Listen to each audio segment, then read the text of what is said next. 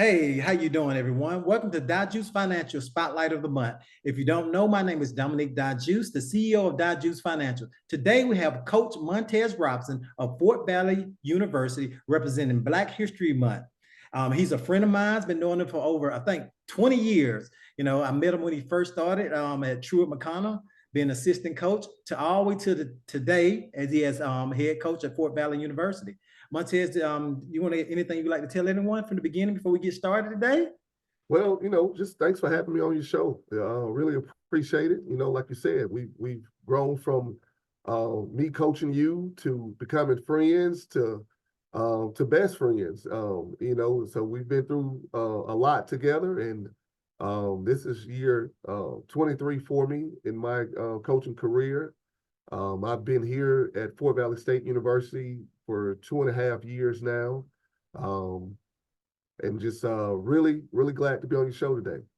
Oh, thank you. I truly appreciate it. Let's go ahead and get into the meat of the questions. First question I want to ask you, in honor of Black History Month, could you share with us a significant African-American basketball player or coach who inspired you in your coaching career, and how have they contributed to influence your approach towards the game? Well, just the first that comes to mind, I would say just on the personal level, I would say my mom. My mom, she coached me from a young age, and she just always just instilled to me is, you got to represent yourself the right way. You always got to be a role model when you're going through those things. And just on the professional level, I would say Bill Russell. Bill Russell, just what he endured, coming up, being the first African-American NBA coach, being a player's coach during that time, the things that he had to go, couldn't stay with his white counterparts in the same hotels, couldn't ride on he had to go behind restaurants to eat. And he was a coach going through these things and a player. So just everything that he endured and what he was able to accomplish in his career, 11 championships as a player's coach, and still go through that with a smile on his face. That just shows, and I hope if the young people that have opportunity to watch the show, or the adults just don't know anything about Bill Russell, I hope you can go back and just Google him and find out just the different things that he went through, he had to endure. And if you don't come out walking feeling positive about that situation and put a smile on your face and help you go forward, something's wrong if you don't smile about the things that he went through. So he's definitely a guy, a role model, somebody I look to. You go back and you read the different books, his biography, and I just try to just continue with the path that he set in this profession, and he did it with just integrity and dignity. And I hope when later on down the line, when people read my biography and look at me, they can say he did it like Bill Russell. Man, that's like I can even contest to that, from when I played to the day where the players have more autonomy than we had back in the days, man, where everything was basically ruled by the coach, where they're giving us a little bit more opportunity, because some of us as basketball players have some rough backgrounds back in the 90s and early 2000s. If you got in any trouble, you weren't gonna make it to no team. Now, a lot of things that are accepted that wasn't accepted back in the days when we played. I give one on smoking weed. Back in the day, you smoke weed, you were gonna make on any sports team, from football, basketball, all of the sports. Now to the day where it is acceptable now to say if you smoke a little weed, you can be able to play. But my next question I want to give to you: throughout history of basketball, many African-American athletes have faced discrimination and adversity. How do you ensure, as a coach, with your coaching style, promote inclusion, equality, and empowerment for all players, regardless of their background? Well, I mean, I think when you're talking about diversity and inclusion, that's what sports is about. Sports gives every creed, every race, the opportunity to get on this court and play. And I look at it: if you can play, you can play. It's not about the color. It's about the talent. It's about the effort, the energy, the love for it. And as a coach, I try to go in every day to make sure when I'm out there recruiting and I'm working to find that particular player, I'm not looking at their color. I'm looking at the player. And if the player represents the goals and And the type of person that I want to have on my team, he's a respectable young man, comes from a good background, good family. You know, and even though you have some of those kids that don't come from a good background, but they're out there trying to looking for opportunity. So I'm that guy. I want to give guys their second chances. I want to give just white, black, whoever opportunity. This game is meant to be spread around. It's international. As you can see in the NBA, you got so many guys in the last 3-4 years that have been international players that have won the NBA MVP. Yeah. So it's grown. So I just think that you have to include everybody, and that's what makes sports so good, that everybody can play it. And you throw all the politics and everything out of the equation when it comes to sports. That's what makes this thing so great. You're absolutely right, man. One of the things is, I think when we first met, before we met, E. Davis, one of our great friends as well, who's also helping the assistant coach at True, and also was a coach who worked up under Montez, is that when I first came up there, I was a little country in the hood. I used to say a little something of everything, but one thing I could say about going to Truett and going to North Georgia, it gave me a little bit more diversity. Coming from my hometown of Madison, I only knew one side, and that was only the black side. But when I came up there, to be the truth with you is that being around my white counterparts opened me up to a different world that I never seen before. And and also too, when I take my financial class, I had a friend who was from India, one from Mexico at North Georgia class, my financial class. And we all talked about the differences between each race, and we embraced each other and helped each other, so make sure we can be able to pass. And I do understand that, as being an athlete, man. When you're an athlete, everybody comes together. And we believe in coming together, working together for a common goal. And I hope most of the time that common goal is to win. But sometimes, fate does not allow us to win, but we still come together. And to this day, I'm still friends with a lot of those athletes. All right. The next question I have for you: Black athletes often use their platform to advocate for social justice and bring awareness and importance to issues. How do you encourage your players to use their influence in athletics to address issues of racism and inequality and promote positive changes within their community? Well, I think just the main thing is just your everyday walk. Your everyday walk has to be of a man of integrity, a man that you can be proud of. Because one thing, before you get to that particular university, you come in with a name. You come in with your last name. So you want to make sure when you're speaking about your last name, when somebody speaks about your last name, is represented in the right way. Second is when you become a part of that university, it's about the name that's in the front of the jersey. So you got to be a person of integrity and high goals, high values, and you have to stand for something. So I think just in every day when you're walking, these players, whether you want to be a role model or a mentor or not, you are, because you play you're a part of something that's a young kid or somebody wants to be a part of. And I believe in, freedom of speech. I believe in these young guys using this platform to go advocate for something, advocate for the good, advocate for something that you believe in. And I think just, the sports that we really came together just during the time, when George Floyd, a couple of years back, when George Floyd passed at the hands of some police officers. And it was just amazing just to see how all of the sports was just taking off, saying we didn't want to play at that time. Everybody came together. And still this day, you're still seeing integrity. You're still seeing pride on the back of helmets and uniforms on the court floors.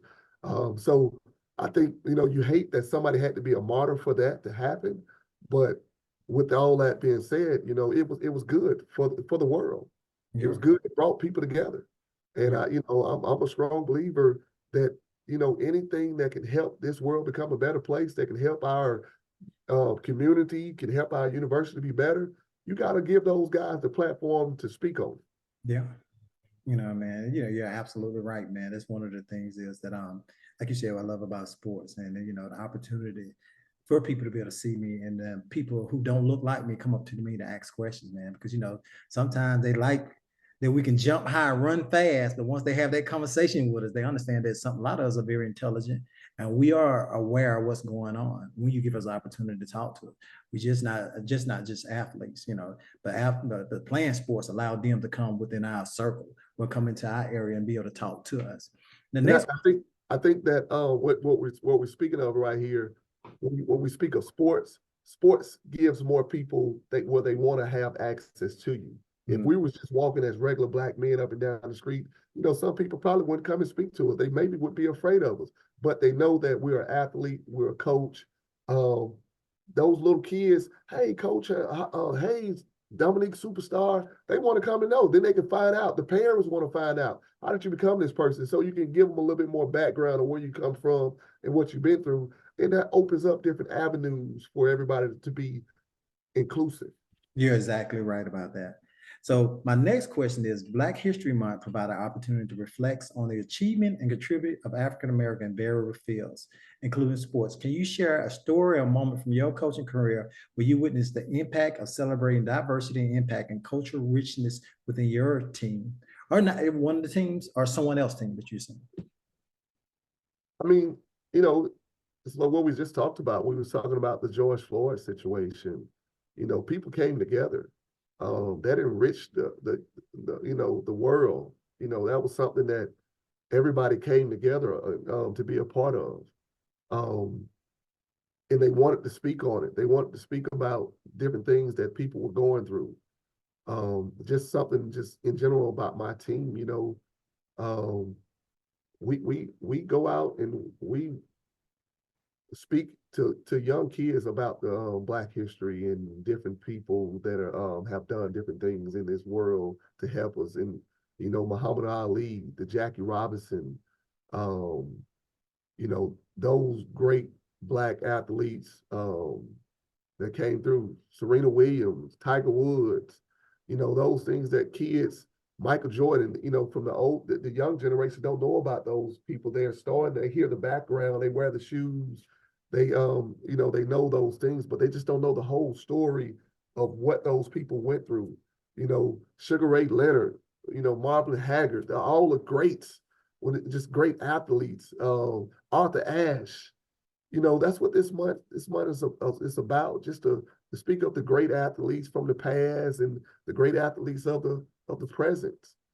I think your platform, what you've given me the opportunity to do, to speak about, and what you're going to spread by this interview, hopefully it brings the next generation a little bit closer to what we went through. You're exactly right about that. Because, one of the things is we both went to North Georgia College and we both was at Truett McConnell. If you know anything about North Georgia Mountain, it's a predominant white, and I think, what is it, the PWI, right? The PWI. Yeah. So the schools that we went to, there wasn't that many Black people. When I went to Truett, we probably had 13 to 14 Black people on campus. And in North Georgia, it was 1% Black. It was about 3,500 students, and when I was there, it was about 3,500 students, and I think 150, if that, Black students at the time. And so, came through. It might have grown a little bit more. So, yeah, like you said, it wasn't a lot of us. Wasn't a lot of us. So, well, one of the things we had to come together and not just us, we had our teammates, white teammates, and our white classmates that, that were acceptable, where we all hung out as a group, where, where diversity, where we can share each other backgrounds and get to know each other. To this day, like I said beforehand, I still talk to some of those players, still talk to some of those classmates. One of my close friends, he stays in Dahlonega, right? No, Dawsonville. And we still talk to this day. His father just passed away last year. He let me know that. And, he just went through, everybody going through that little flu bug in December. They got everybody, right? And so he reached out to me and told me what he was going through. And he's a white classmate of mine, and they even wasn't a teammate. I still talk to my white teammates and my Black teammate. So the thing is, like I said, sports brings people together, where if I can say, if I wasn't an athlete at that current moment in time, and when they wouldn't call me out in class and say, hey, Dominique, I'm gonna tell your coach, you're sitting in the back and you need to be sitting in the front, where they want to be more open up to me, to know who I am, where I came from. I scored a little 20 points. Oh, Dominique, you had a good game, because they was excited because we were representing, our school at that current moment in time. But, one of the things is, Montez, tell everybody how they can be able to reach you if they got a player out here who's looking to come to Fort Valley University and be able to participate with you and learn from you, not just on the court, but off the court as well, to become a better man in society as well. Well, the best way is through email, montez.robinson@fbsu.edu. That's montez.robinson@fbsu.edu. Yeah, shoot me an email. And I'm one of those guys, I check my email daily and I do return messages. And if you guys got a particular player out there that you want me to check out, send some videos, send a link, send bios. And the most important thing is the academic part of things. You know, one of the things I do stress is guys having good academic, good grades. Here at Fort Valley State University, we have to um, really package certain things, and the academic part of things is a big, huge part of that when it comes to getting a scholarship. So if you don't have the certain grades, you know, we can't necessarily put a package together for you here because we're limited in athletic scholarship funding. So, uh, but it's a great place, great university.